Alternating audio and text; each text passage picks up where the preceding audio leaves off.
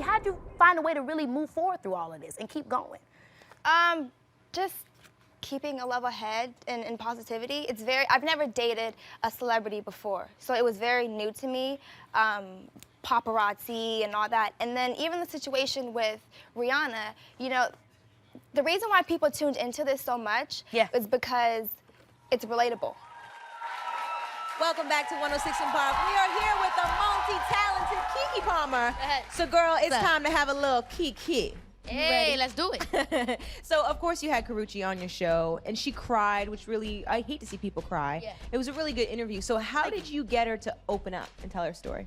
It wasn't really a plan to get her to open up. It was kind of just, we started talking about the situation, and it was literally just curiosity. I was trying to ask the questions that, you know, that I think we all wanted to kind of know, but in a way of still being respectful of her and, you know, how she felt. And, you know, I just went for it, and she ended up opening up and getting a little emotional. And I made sure I did everything I could to try to make her feel comfortable and not feel weird about that, because it was a really special moment.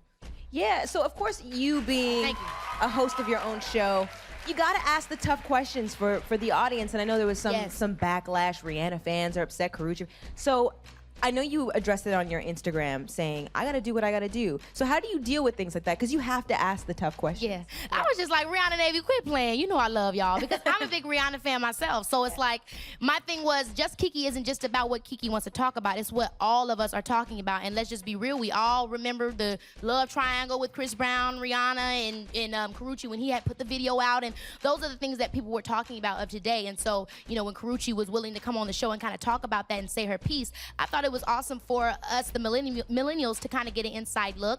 And so it was beyond my love for Rihanna or beyond anything. It was just us talking about what I promised, the real stuff. That's what's up.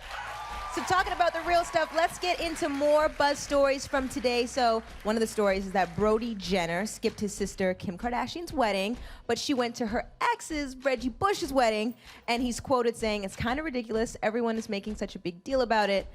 What do you think? Is it kind of, do you think it's shady? I don't know if I can say it's shady, but I do know that I've never really seen Brody really a part of the Kardashians. Like, I know him from, what is it, Laguna Beach or something like that? Yeah, in the hills. So I know him from that, but I didn't really know he was even a part of their family until I realized he was a Jenner. Right. So I mean, I never knew them to be really that close. I know that they're step siblings. I mean, you know, how are we to say that maybe there's really not a relationship there, or maybe there is, or somebody said he was working the day of her wedding or something like that, or I don't know. I mean, it always look. I mean, they're all very aware of what they're doing publicly, so it looked kind of weird, and it ended up being weird in general. All right, so let's get into the next one. Speaking of Kardashians, Adrienne Bailon had her Rob Kardashian butt tattoo finally removed. Happy for my girl. What do you think about that? I'm glad for her, because I remember even, you know, that was always something since that happened on reality TV and kind of everybody knew about it. It was something that she, I think, always wanted to remove since they broke up. Oh my and God. So I'm glad. Okay. She's really real like that. She be like posting the stuff on Instagram and everything like that. So I'm happy for her. I'm glad she got it removed. I know that's something she wanted to do. So I want to know, would you ever get a tattoo of a man that you really love on your body? I don't know about that. You know what I mean? They say it's the curse. It's funny because my auntie Karen and my uncle Willie have their names tatted on each other, like right here. And they've been together for years. But I don't know, it just seems scary to me. And then, you know, I got to do the movies and everything. And what if we break up? I got Willie on my arm, but I'm dating Billy. It's just it's a scary thing. I wouldn't run the risk. Okay, so if you fell in love with somebody and they had a tattoo of their ex, how would you deal with that? I mean, if I really was digging this dude and, you know, I loved him and everything like that, I wouldn't really blame him for his past. I mean, that's not really fair. I wasn't there. Would you be like, you need to get it removed? We can't continue? Ooh. You know, I haven't been in that situation, but I can imagine myself like, look, baby, remove homegirl's name and go ahead and put Lauren on your arm real quick. You were too much. Keke, thank you for coming. Thank you, love girl. your show. Thank you. You're hysterical.